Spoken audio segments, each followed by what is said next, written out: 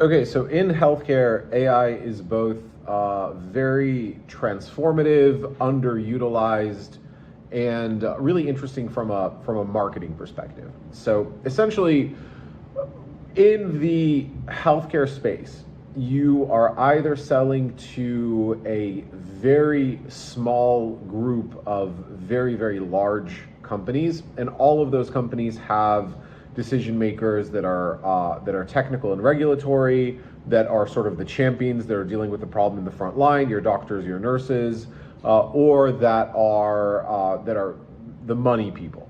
And so AI can really help you craft really individual, personalized messages that highlight your company's unique offer. It also helps you do this at scale in a way that a Series B funded startup or something might not have the resources or the wherewithal or the bandwidth to do, just hopping from convention to convention. The other side of the coin is you're either selling to a very, very small group of people. The analogy that I use a lot is almost like you want to get an Italian city-state ruler to love you, and for like the Middle Ages, you need to have a patron for a B2B company. A lot of times, like half of your revenue can come from one large company, or you're selling to virtually everyone. So you have a sleep offer, a weight loss offer, what have you, and your market is enormous. So the way AI works with very, very large markets is really, really, really seamless user interface, really good personalization, really good checklists and intake forms, and connecting you with live people. So AI can handle a lot of that workload. And also a lot of these companies, you don't really see a ton. With companies like Calm or with Pokemon Sleep, you'll see really good UX, but a lot of companies don't have this really optimized. And from a outreach perspective, personalization sort of works both ways. If you're running LinkedIn, you're running cold email, you're running cold calling. AI can write a lot of these scripts for you and transliterate them at scale. It can be really good with predictive analytics, really efficient, but it just essentially just gives you a lot more leverage.